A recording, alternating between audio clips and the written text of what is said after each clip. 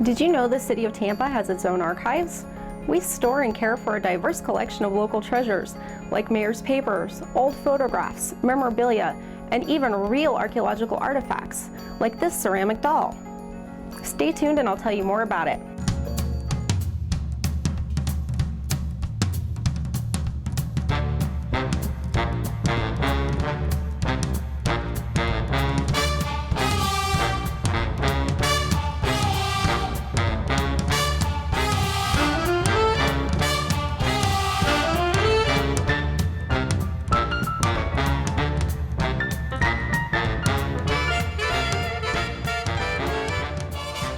Welcome back. I'm Jennifer Dietz, Archives and Records Manager at the City of Tampa. Archives and Records is a division of the City Clerk's Office, and today I'm going to share with you one of our very oldest items, this tiny doll, which is part of our Fort Brooke collection. Our Fort Brooke artifacts were recovered from various sites in the downtown Tampa area. This doll was found during an excavation when the Tampa Convention Center was being built. It has been labeled as coming from the Fort Brooke Hospital Kitchen Complex. Along with the other artifacts that were found, it helps us get a better picture of what life was like in this area back during the first half of the 19th century. Established on January 18, 1824, Fort Brooke was named after its first commander, George Mercer Brooke.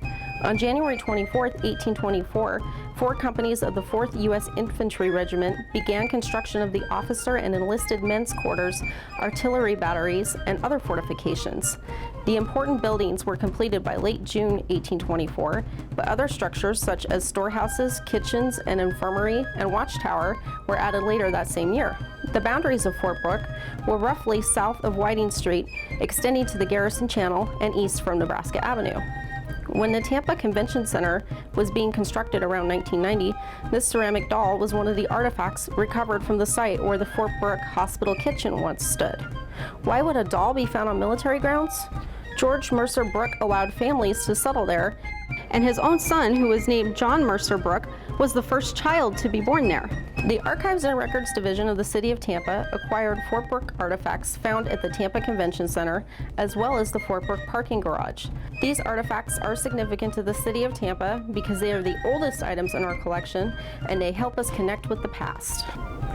But I really want to learn more about this doll and what life was like at Fort Brooke. So I'm going to go visit local historian Russ Lamoreaux at the Tampa Bay History Center.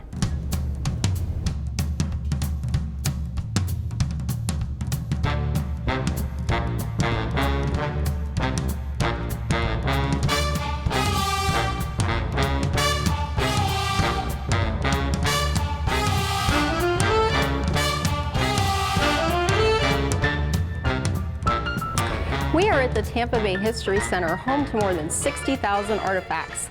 And we are here with an expert on Fort Brooke history, Russ Lamoreaux. Hi, Russ. Well, hello, Jennifer. How are you? Good. So we found this doll in our archive, and we know a few things about it already. We know that it was found during the excavation of the Tampa Convention Center. We know that it's part of our Fort Brooke collection, but we would love to find out more. What can you tell us? Well, I can tell you that that is one creepy looking doll, but we're judging that based on our kind of modern sensibilities about dolls. We know that at Fort Brooke, the life of families happened there. The officers brought their wives, they had children, and we did. This is a perfect example of a early to mid 19th century China doll. They're called China dolls for 2 reasons. One, made out of porcelain, but also a lot of them were imported from China before and later on. But this one is missing quite a few things. You have just the torso, and I can tell you that it had little pivot points for arms, legs. A lot of times they had a thread-like hair attached to them, and they were always clothed and dressed. Sometimes they came in very ornate fabrics. These dolls replicated the life of the people that had them. So if you're upper class, you're probably going to have upper class clothing with that. And this is obviously a middle to upper class doll based on the intricacies, the fine work in the face and on the china. The lower class children tended to have homemade dolls out of scrap cloth, or even even in some of the more rural areas, corn husk dolls were also common. So this shows the class of the family of the people. And one of the first questions I had about the doll from our staff is, why would there be dolls on a military base? Because we typically don't think about that. But I know times were different then, so. They really were. You're talking about a time that Florida is a very frontier area. It had just been taken over from Spain. The Army occupies this fort, but also back then officers were given a lot of options to bring families with them. Not so much for the enlisted men, the sergeants and the privates, but the officers did. And we know for a fact that Fort Brooke had several families here from the very beginning all the way through to the end. And that's great. And Fort Brooke has such a history. Can you tell us some more about the Colonel Brooke, who it's named after? Oh, George Mercer Brooke was a colonel in the 4th Infantry Regiment. He was tasked from the War Department to find a place in the Tampa Bay area for a fort. So along with Colonel James Gadsden in 1823, they came by ship and they scouted out a couple locations. They landed at the tip of where now MacDill Air Force Base is. That is today called Gadsden Point, after the Colonel James Gadsden. They went along further, along what we call Bayshore Boulevard today, and they came to the mouth of the Hillsborough River. Today, the convention center sits there. They felt that that was naturally a good location to build a fort. They thought at the time the Hillsborough River went a little farther inland and was wider. But it was a good place that they could see most of Tampa Bay. They felt this would be a good location eventually for a town. And so they basically took that over for the federal government to use as a military installation. That was again in 1823. They came back in 1824 with 4 companies of soldiers from the 4th Infantry and began the construction of the fort, which was originally called Cantonment Brooke. A cantonment is a camp or temporary fort. And so they built basically a wooden picket fence, a stockade fence around, and a blockhouse or 2. As it continued to roll along, eventually you get outbuildings, and Fort Brooke became a very sprawling complex with several dozen buildings throughout the years in various inceptions. But the very beginning history of it, it was a very rural fort, very wild territory, and very little inhabitants in the area. And that's a good point that you mentioned about the buildings, because the one piece of information I do have about this doll is that it came from the Fort Brooke Hospital kitchen complex. Absolutely. Would that make sense with the kids being there? That would make total sense, because back then kitchens were not a fixture within a building. Okay. They were cooking with fire, using fireplaces, so they were generally outbuildings. Women were involved heavily in cooking and laundry and different operations like that, so women and their children, who would often accompany them and help them out, that would be a perfect place to find anything to do with children. So what did Colonel Brooke find when he came here? Well, when he came here, surprisingly, the area was cleared out. It looked like someone was here. There was some dwellings that appeared there, and some animals, and somebody even brought in citrus plants, orange and grapefruit trees. Well, it turns out that Mr. Hackley had been given this land deeded through Spain when it was still a Spanish territory prior to 1821.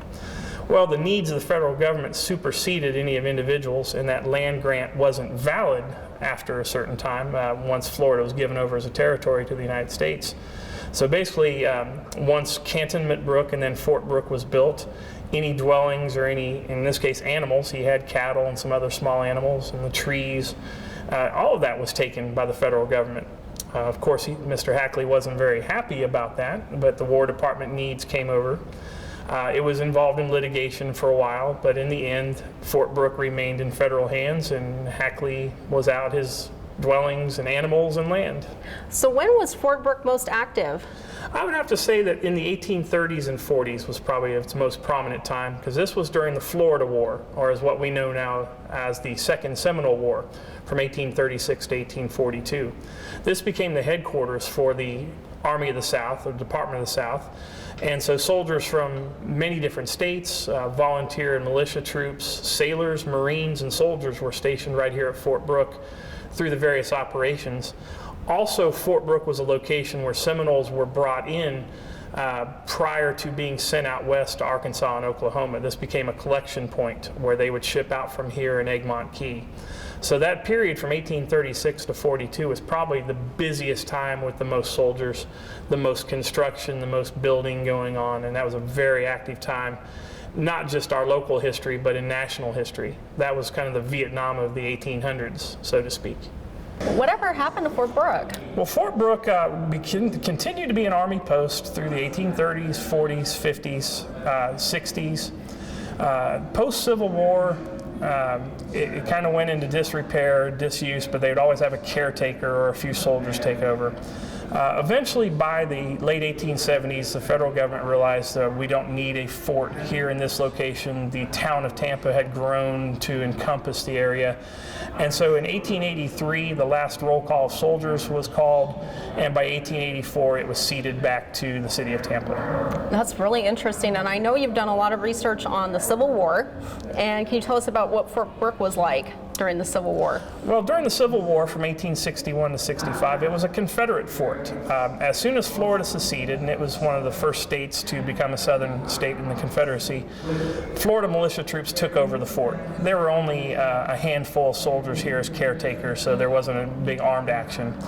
And it was held by various groups of the Florida militia. You also had what was called the Florida Special Cavalry, or is what's today called the Cow Cavalry, which were volunteer troops who helped round up cattle and bring those up through to Georgia for the Confederacy. You had two particular circumstances that happened in and around the fort. In 1863, there were federal sailors who marched from basically where Ballast Point is today around the town and sunk some blockade runners in the river. On their way back, they were met by troops from Fort Brooke at Ballast Point, and a small skirmish, which we today call the Battle of Ballast Point, occurred. That was in 1863. And in 1864, the fort was actually captured and held for 2 days. What makes this interesting is the troops that came in to capture them were African American soldiers, what were then called the U.S. colored troops. They came in with help also from some other white soldiers from another regiment. Took over the fort, which only again had maybe a company of soldiers, 40 or 50 men. Those troops ran upon hearing that hundreds of troops were coming into town. Took over the fort, only held it for 2 days because part of the plan was just to it was a power play to show, hey, we're Union, we can come in here anytime we want. There wasn't a really pitched battle, but that again is part of the record of that fort, that it changed hands. One of the more interesting things that occurred during that time, however, on their way out, the soldiers were ordered to ditch the cannons from the fort into the river so they couldn't be used. So they tossed several artillery pieces in there. We know of 3 rifles that had been Navy guns brought to Fort Brooke early on in the war by the Confederates. Those were dumped in the river, and today those are the only 2 of those guns are the only pieces left of Fort Brooke that are still around. They have been at what is today the University of Tampa in their gardens. But at the time of the Tampa Bay Hotel in the 1890s, Henry Plant had those fished out of the river and placed in his Spanish Fort Garden, or Spanish Fort Park that was built. Those are there today with historical markers, so we know a little bit about them. That's incredible. And I know we have some Fort Brooke artifacts in our collection, and you do as well, and you also have some that we loaned to you over here. And can you tell us a little bit about the different artifacts you have in your collection? I can. We have a lot of artifacts that you would think military-oriented, buttons, hardware, buckles, things like that. But I think our most interesting pieces are like this doll, something that are more civilian in nature. We have from the city, for instance, a toy iron. We have other pieces of dolls. What I think are very interesting are different beads that we believe were native trade beads. And you can tell age and things by the different materials, the different shapes. And archaeology is never an exact science, but if you know a little bit about the sociology around it, just like this doll, even though you have a piece, you can fill in a story with those. And that's why I love finding these non-military objects on a military installation, because it showed there was more to life than just the common everyday soldiering. Yes, and I think that's the most fascinating thing too. And you're working on a book actually on Fort Brooke, I heard, right? I have been for a very long time. I need to get unlazy and get back on that. But for several years, I've been doing a lot of research. I've been compiling reports from the National Archives and taking my experience through living history and understanding what life is like in the mid-19th century, and hopefully have that here around sometime next year. That's great. Well, thank you so much, Ross. I really learned a lot today, and I appreciate you taking the time to talk with me. Absolutely, my pleasure. This is a passion of mine, this local history, but particularly Fort Brooke. And I just have one last stop before I can return this doll to our collection.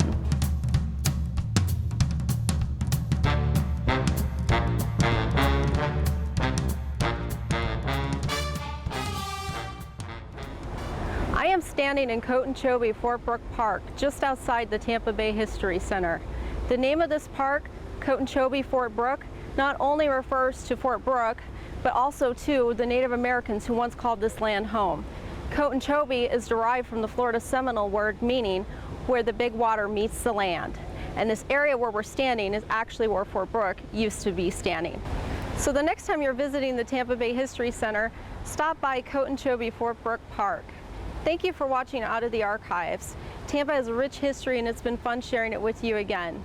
For all of us at the City of Tampa's Archives and Records Division, I'm Jennifer Dietz.